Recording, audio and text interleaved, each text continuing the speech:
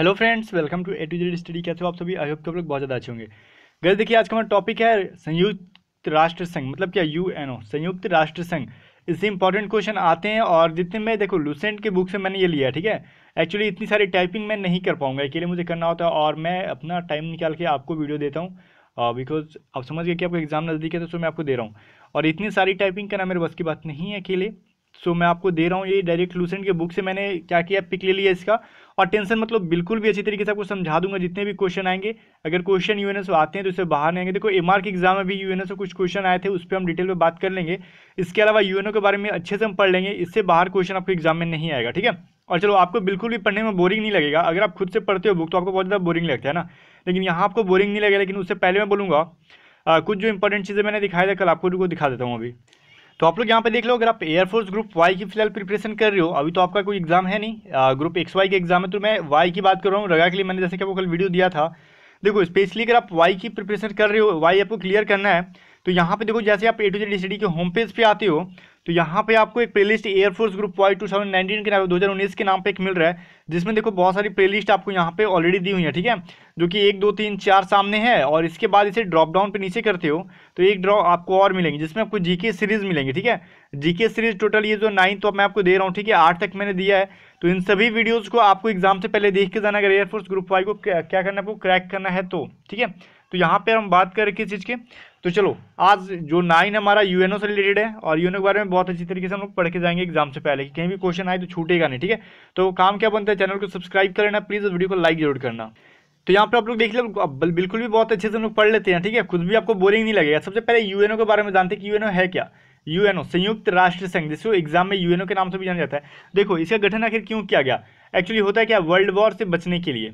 एक दूसरे के देश क्या करते हैं, ये देश कभी दूसरे देश पे हमला कर देगा, और ये जो मान लो कोई देश हुआ दूसरे देश पे हमला कर देगा, तो आखिर जैसे कि हमारे देश में क्या होता है, एक क्या होता है ये बताओ, एक मुख्यमंत्री होता है, राष्ट्रपति होते हैं, ठीक है। और क्या होता है, क्या सुप्रीम कोर्ट होता है, मतलब न्यायालय वगैरह होती हैं। अगर कोई केस जाता है तो इनके पास जाता है, ठीक है, इन सभी के पास। लेकिन अब बताओ पूरे, अगर कोई देश 2 देश लड़ जाते हैं तो उनका केस कहाँ जाएगा, तो वो जो यूएनओ के मेंबर है उनके पास जाता है, ठीक है। तो फिलहाल इसके बारे में अच्छे से समझ लेते हैं क्या क्या है, मैंने आपको शॉर्ट में बताया। अब देखो सबसे पहले ये जानो क्या भाई, आपको याद क्या रखना होगा, संयुक्त राष्ट्र था यूनाइटेड नेशन का नाम अमेरिका के तत्कालीन राष्ट्रपति फ्रैंकलिन डी रूजवेल्ट द्वारा प्रदान किया गया। अब बताओ संयुक्त राष्ट्र का नाम किसने दिया था, ये डी रूजवेल्ट जो थे अमेरिका के राष्ट्रपति थे, ठीक है, उनके द्वारा दिया गया था, ठीक है। चलो ये बात याद रहेगा। अब चलो ये बात सब समझ में आ गई आपको। यहाँ पे फिर क्या याद करना है, अब पूरा एकदम पढ़ते नहीं जाना, ठीक है, कुछ फालतू चीज़ें भी आपके काम लायक नहीं दी गई हैं वाई ग्रुप के लिए। तो आपको अब क्या याद करना, देखो कि इसकी स्थापना कब हुई थी, 24 अक्टूबर 1945 को, ठीक है। आपको मैं पीडीएफ दे दूंगा, अगर आपको पूरी पढ़ने की शौक है, अगर बुक नहीं है आपके पास लूसेंट की, तो लेके पीडीएफ पूरा पढ़ लेना। टेलीग्राम चैनल पे मैं आपको पीडीएफ दे दूंगा, ठीक है, मैं ड्राइव पे नहीं देता हूँ, टेलीग्राम चैनल पे लिंक जो आपका डिस्क्रिप्शन में ए टू जेड स्टडी लिख के सर्च करना टेलीग्राम पे, आपको अपना चैनल मिल जाएगा, ठीक है। अब देखो यहाँ पे इसकी स्थापना कब हुई थी, 24 अक्टूबर 1945 को, ठीक है, ये इंपॉर्टेंट है। अब देखो इसके संस्थापक सदस्य की संख्या शुरुआत में कितनी थी, शुरुआत में 51 थी, अभी नहीं, अभी बढ़ गई है, ठीक है। अभी कितनी है, 193 देश है, ठीक है। शुरुआत में 51 थी, और इस 51 में भी क्या लोचा था कि पहले तो 50 देशों ने इस पर क्या किया था, हस्ताक्षर कर दिया था मेंबरशिपिंग के लिए, ठीक है। इसके बाद फिर 51वां नंबर पे कौन सा बन गया था भाई, एक पोलैंड आ गया, ठीक है। जस्ट क्या हुआ, पोलैंड आया, बोला कि मैं भी इसकी सदस्य बनना चाहता हूँ, तो 51वां नंबर पे बन गया पोलैंड, ठीक है। इसके बाद करते करते क्या टोटल मिला के 193 देश जो हो गए इसके मेंबर बन गए संयुक्त राष्ट्र संघ के, ठीक है।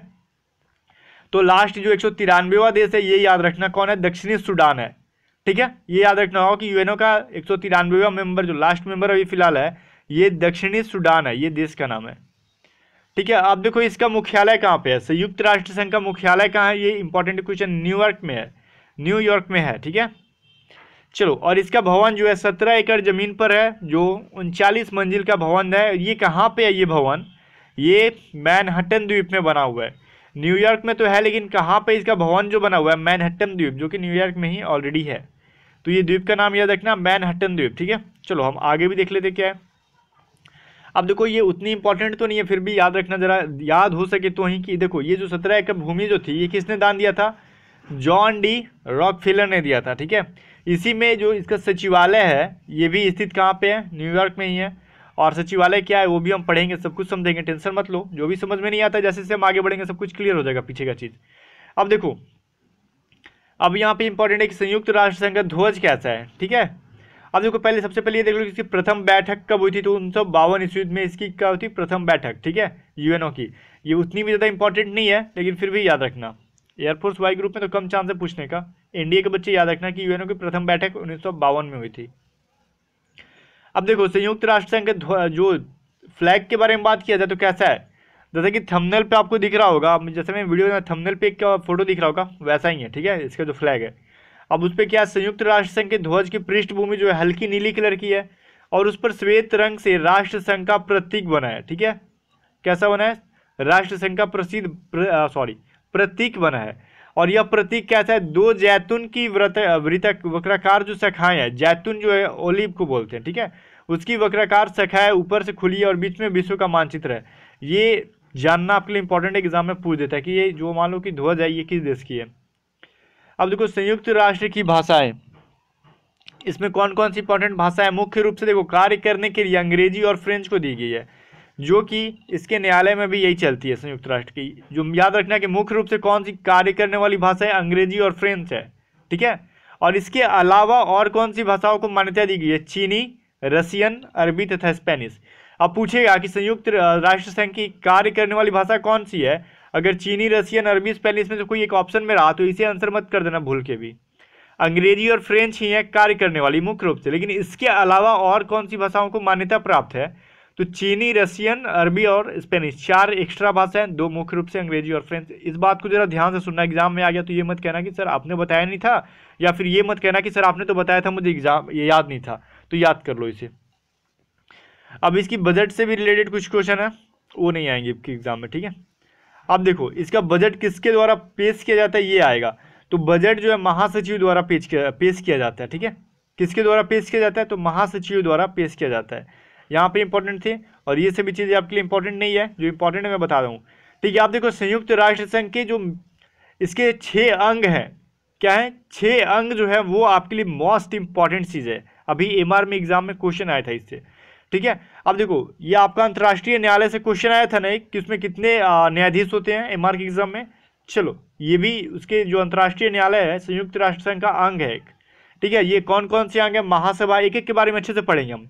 महासभा, जनरल असेंबली, सुरक्षा परिषद, आर्थिक एवं सामाजिक परिषद, प्रन्यास परिषद, ट्रस्टशिप, ठीक है। ये इसके बारे में 4 नंबर के बारे में भी अच्छे से पढ़ेंगे हम लोग।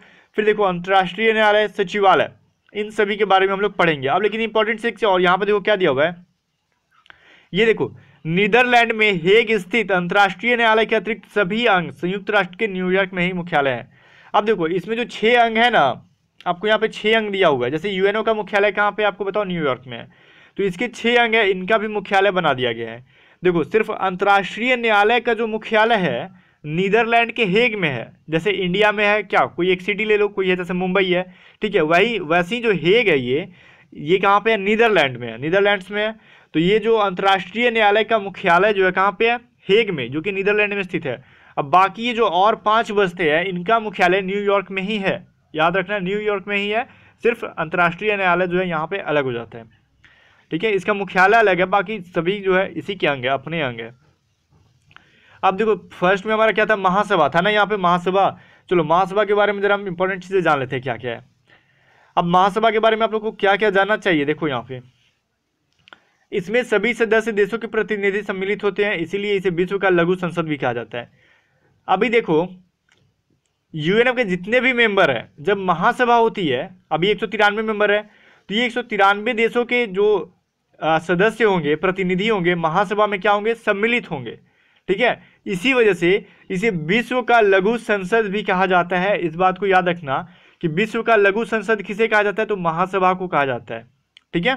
चलो अब देखो इसमें क्या है कि प्रत्येक देश से इनमें से 5 प्रतिनिधि को भेज सकता है। जैसे देखो अपना इंडिया भी जो उसका भी सदस्य है, ठीक है, इंडिया भी अभी सदस्य है ना, तो इंडिया की तरफ से अगर मेंबर जाते हैं तो 5 मेंबर भेजे जा सकते हैं उसमें। अगर महासभा होती है तो इंडिया की तरफ से 5 मेंबर प्रतिनिधि भेजे जा सकते हैं, ठीक है।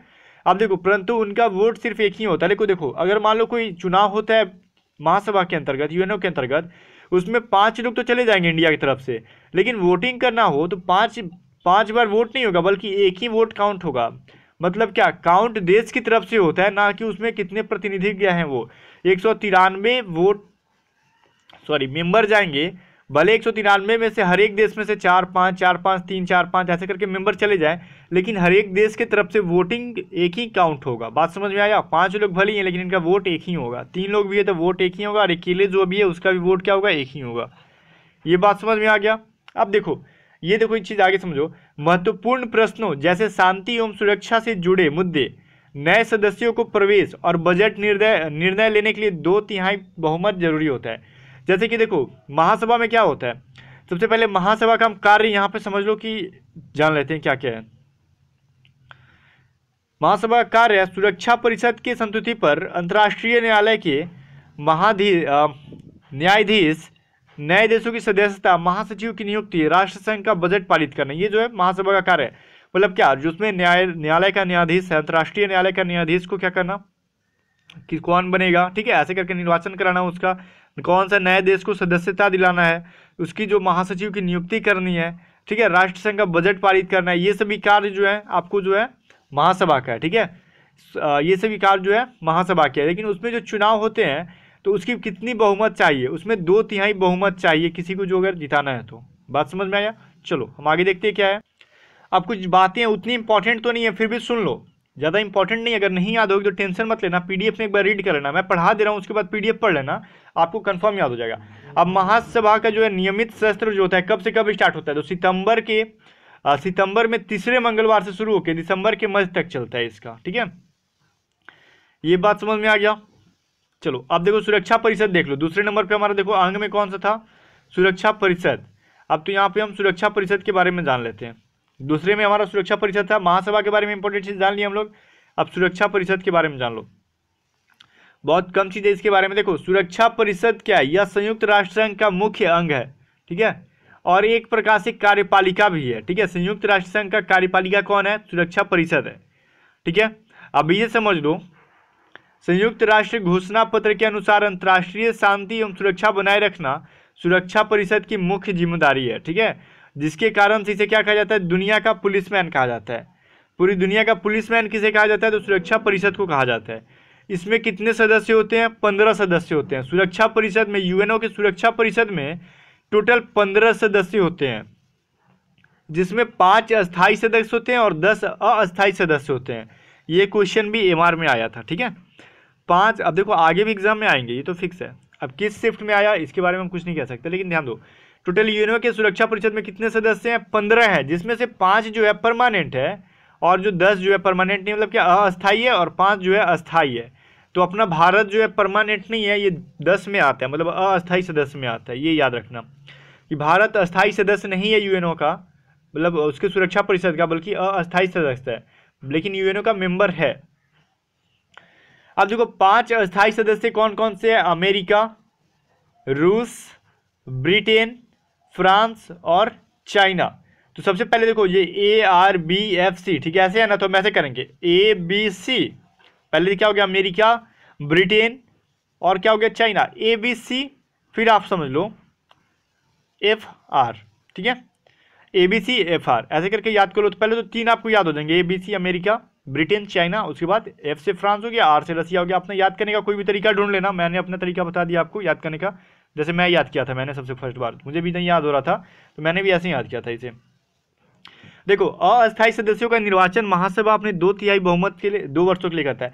जैसे देखो भारत अभी क्या है, इसका अस्थायी सदस्य नहीं है, ये 10 जो मेंबर होते हैं ये अस्थायी सदस्य होते हैं। तो इनका चुनाव कैसे होता है, ये 2 साल के बाद चेंज हो जाते हैं। इसके अस्थायी सदस्य जो होते हैं 10 साल के बाद चेंज हो जाते हैं, लेकिन अस्थायी सदस्य चेंज नहीं होते हैं, ठीक है। अस्थायी सदस्य जो होते हैं चेंज होते हैं अभी। तो कैसे चेंज हो जाते हैं, इन पे वोटिंग होगा, 193 देश है ना, तो इन पे वोटिंग होगा, ये लोग वोट करेंगे, जिसमें क्या होगा, 2/3 बहुमत जिसको मिला, जिस देश को, ठीक है, या फिर कम से कम उसको 2/3 बहुमत होना चाहिए। इसके अलावा जिसका ज़्यादा होगा उसके अकॉर्डिंग क्या उन 10 देशों को क्या किया जाता है, अस्थायी सदस्य में चुना जाता है। समझ में आ गया कैसे होता है वोटिंग है, ठीक है। अब देखो यहाँ पे और भी इंपॉर्टेंट चीज़ थी, मैं यहाँ पे देख के बताता हूँ आप। अब देखो क्या इंपॉर्टेंट है यहाँ पे समझो, 5 अस्थायी सदस्य देशों की सहमति को महान शक्तियों की आम सहमति और वीटो शक्ति के रूप में जाना जाता है। जो 5 जो अस्थायी सदस्य हैं इन्हें किस मतलब क्या इन्हें वीटो शक्ति के रूप में जाना जाता है। वीटो शक्ति का मतलब भैया क्या हुआ, यहाँ पे आपको कंफ्यूजन हो गया। देखो वीटो शक्ति ऐसा एक पावर इनको मिल गया, वीटो पावर एक ऐसा पावर मिल गया, यूएनओ का कोई भी जो अस्थायी सदस्य है या फिर कोई भी इसका जो सदस्य है, अगर कोई बोलता है कि मुझे ऐसा करना है, तो ये जो कोई भी मान लो कि प्रस्ताव पारित हो रहा है, उस पर देखो 15 मेंबर जो अस्थायी रूप मतलब क्या है इसके जो सुरक्षा परिषद के हैं, जिसमें से 5 क्या है अस्थायी और 10 अस्थायी हैं। तो इन 5 के पास क्या है, वीटो शक्ति मिला इन 5 को, ठीक है, इन 10 को नहीं मिला। अगर कोई भी व्यक्ति ये बोलता जाके मतलब व्यक्ति नहीं, कोई भी देश बोलता है कि मैं अपना ये प्रस्ताव पारित कर रहा हूँ, तो उस पर क्या होगा, उस पर सहमति चाहिए इन 10-15 देशों की, ठीक है। मान लो कि ये 10 जो अस्थायी है इनको तो सहमत होना है या फिर नहीं होना है, ये हाँ या फिर ना बोल सकते हैं, ठीक है। लेकिन वीटो शक्ति ये, अगर इसमें से कोई भी देश बोल दिया कि नहीं ये प्रस्ताव पारित नहीं होगा, तो वो प्रस्ताव पारित नहीं होगा। वीटो शक्ति का मतलब वही होता है निषेधाधिकार, मतलब क्या, किसी भी प्रस्ताव पे उसने रोक लगा दिया तो किसी की हिम्मत नहीं है कि वो आगे बढ़ा देगा। बात समझ में आया। अब वीटो शक्ति का यूज जो है चाइना हमेशा भारत के ऊपर करते रहता है। ये जो सबसे घटिया देश है ये हमेशा क्या करता है, भारत के ऊपर हमेशा वीटो शक्ति का उपयोग करते रहता है। बहुत बार इसने किया है। और एमजीसी का छोड़ो, उसके बारे में हम पॉलिटिकल बात यहाँ पे नहीं करेंगे, ठीक है। अब इसके बाद देखो आपके पास यहाँ पे सबसे ज़्यादा बार किसने यूज किया, ये देख लो, सोवियत संघ ने वीटो शक्ति का उपयोग सबसे अधिक बार किया है, ठीक है। सबसे अधिक बार किसने किया, सोवियत संघ ने किया है। अब अमेरिका ने वीटो का एक बार यूज किया है, ठीक है। वीटो का एक बार नहीं बल्कि सर्वप्रथम कब यूज किया, ये देख लो, सर्वप्रथम इसने मार्च 1971 में रोडेशिया के प्रश्न में किया था अमेरिका ने भी बहुत बार यूज किया है, लेकिन सबसे ज़्यादा बार किसने किया है, सोवियत संघ, जैसे कि रूस ने किया है। और अमेरिका पूछेगा कि एग्जाम में अमेरिका ने सर्वप्रथम वीटो शक्ति का प्रयोग किस देश पे किया था, तो रोडेशिया नाम का एक देश था उस पे किया था। अब किस मैटर पे किया था मुझे नहीं पता है, ठीक है। चलो, अब चाइना ने भाई सबसे पहले कब किया था, चाइना ने सर्वप्रथम वीटो का प्रयोग बांग्लादेश के खिलाफ किया था, ठीक है, इस बात को ध्यान में रखना। अब 3 नंबर में हमारा क्या था, आर्थिक एवं सामाजिक परिषद, ठीक है। अब इसके बारे में हम कुछ जान लेते हैं। तो देखो इसके बारे में ज़्यादा जानने की जरूरत नहीं है, थोड़ा सा वीडियो बोरिंग हो लग जाएगा, लेकिन कोई बात नहीं, वीडियो बोरिंग लग रहा है ना, एक बार वीडियो को देख लेना, एग्जाम के लिए इंपॉर्टेंट है, फिर पीडीएफ को पढ़ लेना। आर्थिक एवं सामाजिक परिषद के बारे में ज़्यादा मत देखो, इसकी वर्तमान संख्या कितनी है, 54 है, इसे याद रखना, ठीक है। सर्वप्रथम प्रारंभ में 18 थी, ठीक है, बाद में करते करते 27 किया गया, फिर 54 कर दिया गया, ठीक है, 54। याद रखना कि वर्तमान में आर्थिक एवं सामाजिक परिषद की कितनी संख्या है, 54 है, ठीक है। इनका कार्यकाल, सदस्यों का कार्यकाल कितने दिन का होता है, 3 वर्षों का होता है, ठीक है। इसके लिए इसमें आपको यही इंपॉर्टेंट था, ठीक है। अब इसमें आपको कोई इंपॉर्टेंट नहीं है, अब आगे हम बढ़ते हैं। प्रन्यास परिषद क्या है, देखो ये ट्रस्टशिप जो है, प्रन्यास परिषद क्या होता है, देखो सबसे पहले समझ लो। इसमें क्या होगा ना, जो कुछ देश जो है बहुत ज़्यादा विकसित है, ठीक है, 193 में जो देश बहुत ज़्यादा विकसित देश है, ठीक है, और कुछ देश कैसे होते हैं, अविकसित होते हैं, छोटे देश है, कुछ डेवलप नहीं हो कर पाते हैं, अपने आप को डेवलप नहीं होते हैं, या फिर जो अपने देश को नहीं चलाने में सक्षम होते हैं, तो उस विकसित देश के अंतर्गत इसे रख दिया जाता है अपने एक अमानत के रूप में, ठीक है, ट्रस्टशिप के रूप में। मतलब उस पर जैसे मान लो कि कोई देश है बहुत पिछड़ा है, मान लो अमेरिका क्या है, ये बहुत ज़्यादा विकसित देश है, तो ये देश जो है बिल्कुल भी अमेरिका अपने अंडर में इसको ले लेगा, अंडर में क्या, इस पर कोई भी इसको इसके साथ अन्याय नहीं करेगा, बल्कि इसकी रक्षा करेगा। कोई भी प्रॉब्लम हुआ तो इस देश की, अमेरिका मान लो एग्जाम्पल दे रहा हूँ, रक्षा करेगा, इसको डेवलप करने में इसका सपोर्ट करेगा। फिर जैसे ही इस देश के लोग जो ये या फिर इसका देश का जो मुख्यमंत्री, प्रधानमंत्री, राष्ट्रपति जो भी हो, राष्ट्रपति या फिर प्रधानमंत्री हो, अपना देश चलाने के योग्य हो जाएगा, इसका राजा जो अपने देश चलाने के योग्य हो जाएगा, तो इसकी सारी शक्तियाँ इस देश को रिटर्न कर दी जाएगी। वही क्या, प्रन्यास परिषद या फिर ट्रस्टशिप। बात में समझ में आया, आप समझ लो, इसमें ज़्यादा मत समझो। अब वही चीज़ यहाँ पे देखो, जिन राष्ट्रों को न्यास का भार सौंपा गया है वो ऐसा राज्य है, उनमें से कौन कौन से फिलहाल में देश ऐसे हैं जो कि किसी और देश को चला रहे हैं, ठीक है। ऑस्ट्रेलिया है, न्यूजीलैंड है, अमेरिका और ब्रिटेन। जो मैंने अमेरिका पे एग्जांपल दिया वही बात समझो कि ये सभी देश जो हैं किसी और छोटे मोटे देश को क्या कर रहे हैं, संभाल रहे हैं। समझ में आया, संभाल रहे हैं, उनको डेवलप करने की कोशिश कर रहे हैं। देखो रूस, चाइना एवं फ्रांस जो सुरक्षा के परिषद के अस्थायी सदस्य होने के बावजूद भी इनके अंदर में कोई भी जो न्यास क्षेत्र नहीं है, ठीक है। और चाइना जैसे देश को अगर रख भी दिया जाए तो ये क्या करेगा कि अपना सीमा विस्तार करने लगेगा। मैं ये इलीगल बात कर रहा हूँ, ठीक है, यहाँ पे बात समझना, ये इसके अकॉर्डिंग में नहीं बोल रहा हूँ, मैं अपने अकॉर्डिंग बोल रहा हूँ और इसकी चाइना के नेचर के अकॉर्डिंग बोल रहा हूँ। अगर इनके से अगर इसे किसी देश को दे भी दिया जाए ना, तो ये क्या करेगा, ये बंदा ऐसा घटिया देश है कि ये सोचेगा कि मैं इसमें भी अपना क्या करूँ, सीमा का विस्तार कर दूँ। अब देखो इसमें एक इंपॉर्टेंट क्वेश्चन आपको ये आता है, देखो 1994 ईस्वी में अमेरिका द्वारा प्रशासित प्रशांत ठीक है। प्रशांत द्वीप पलाव, ये क्या है, प्रशांत द्वीप पलाव जो है, इस पे अमेरिका क्या करता था, इसे अपने क्या करता था, अपने प्रयास के अंतर्गत रख के इस देश को विकसित करता था। फिर इसे क्या 1994 में क्या किया, इसे डेवलप करके इसे आज़ाद कर दिया गया। मतलब ये देश अपना खुद चला सकता है। तो इस देश का नाम याद कर लो, प्रशांत द्वीप पलाव, जो कि अमेरिका के अंडर में ये ट्रस्टशिप के अंतर्गत ये अमानत के तौर पे अमेरिका ने इसे देखरेख के अंडर में रखा था। ठीक है। अब वो सचिवालय, सचिवालय इंपॉर्टेंट है यहाँ पे। थोड़ा सा वीडियो बोरिंग हो रहा होगा, कोई बात नहीं, होने दो, होता है तो। सचिवालय से रिलेटेड क्वेश्चन है सचिवालय संयुक्त राष्ट्र संघ के दिन प्रतिदिन कामों को निपटाता है। देखो सचिवालय क्या काम है, दिन प्रतिदिन जो काम को होता है उन्हें निपटाता है। ठीक है, ये है सचिवालय। कहाँ पे मैंने बोला था इसको, कहाँ पे इसका मुख्यालय कहाँ पे है, तो न्यूयॉर्क में ही है। ये इंपॉर्टेंट क्वेश्चन हो गया। लेकिन आप देखो संयुक्त राष्ट्र संघ के महासचिव के बारे में कुछ हम देख लेते हैं। महासचिव कौन कौन है, ठीक है। तो महासचिव कोई एक ही होता है। तो फिलहाल वर्तमान में कौन है, तो वर्तमान में क्वेश्चन आएगा, तो ये इंपॉर्टेंट क्वेश्चन है एग्जाम के व्यू से। अंतोनियो गुतरस, जो कि पुर्तगाल के यूएनओ के महासचिव अभी कौन है, यूएनओ के महासचिव है अंतोनियो गुतरस, जो 2017 से अभी तक हैं। ठीक है। और प्रथम कौन थे, प्रथम थे त्रिगवेली, ये कहाँ के थे, नॉर्वे के थे। ठीक है। और इन्होंने खुद क्या किया था, इस्तीफा दे दिया था। ये इंपॉर्टेंट हो गई यहाँ पे। आप देखो यहाँ पे कुछ मैं इंपॉर्टेंट चीजें आपको यहाँ पे दे रहा हूँ, कौन सी संगठन का मुख्यालय कहाँ पे है, ये आप पीडीएफ से खुद से जरा पढ़ लेना। ठीक है। लेकिन कुछ इंपॉर्टेंट मैं एक बात बता दूं, देखो WTA यहाँ पे एक दिख रहा होगा, विश्व पर्यटन संगठन, WTO का कहाँ पे है भाई, देखो स्पेन में क्या है मुख्यालय है, लेकिन WTO वो नहीं है जो आप समझ रहे हो। एक WTO देखो अलग है, एक और WTO यहाँ पे है। विश्व व्यापार संगठन को भी WTO कहते हैं, जिसका मुख्यालय कहाँ है, जिनेवा में। ये सभी बातों को ध्यान रखना है। WTO अलग अलग है, एक व्यापार संगठन है, एक क्या है आपको ये जो आपका टूरिस्ट वाला है, क्या पर्यटन संगठन है, जिसका मैड्रिड स्पेन में मुख्यालय है। ठीक है। अब लास्ट आपका आता है अंतर्राष्ट्रीय न्यायालय, जो कि बहुत ज़्यादा इंपॉर्टेंट था, एग्जाम में आया था। तो अंतर्राष्ट्रीय न्यायालय की स्थापना कहाँ पे, हेग में हुई है, जो कि नीदरलैंड में है। ठीक है। 3 अप्रैल 1946 ईस्वी में की गई थी। अंतर्राष्ट्रीय न्यायालय की संविधि में 5 अध्याय तथा 70 अनुच्छेद हैं। ठीक है। टोटल कितने अध्याय हैं, 5 अध्याय हैं और 70 अनुच्छेद हैं अंतर्राष्ट्रीय न्यायालय में, यूएनओ के अंतर्गत जो आता है। ठीक है। इसमें राष्ट्र क्या बोले, उसके न्यायाधीशों की संख्या कितनी है, 15 है। ठीक है। इसकी नियुक्ति 9 वर्षों के लिए होती है। जो 15 न्यायाधीश है, 9 वर्षों के लिए इनकी नियुक्ति होती है। और प्रत्येक 3 वर्ष के बाद 5 न्यायाधीश को अवकाश, हॉलीडेज के तौर पे दिया जाता है। ठीक है।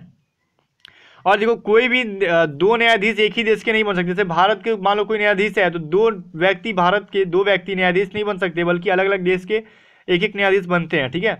तो 15 न्यायाधीश बनते हैं उनमें, बात समझ में आई। और ये न्यायाधीश जो है क्या करते हैं, अपने में से 15 में से एक को न्यायाधीश अध्यक्ष और एक को उपाध्यक्ष 2 वर्ष के लिए चुन सकते हैं ये लोग, या फिर चुनते हैं। अब यहाँ पे इंपॉर्टेंट चीज समझ लो, न्यायालय की जो वहाँ पे सरकारी भाषा कौन कौन सी है, उसकी फ्रेंच और क्या है, अंग्रेजी। ये भारतीय न्यायालय की नहीं बात कर रहा हूँ मैं, यूएनओ की जो अंतर्राष्ट्रीय न्यायालय उसकी बात कर रहा हूँ।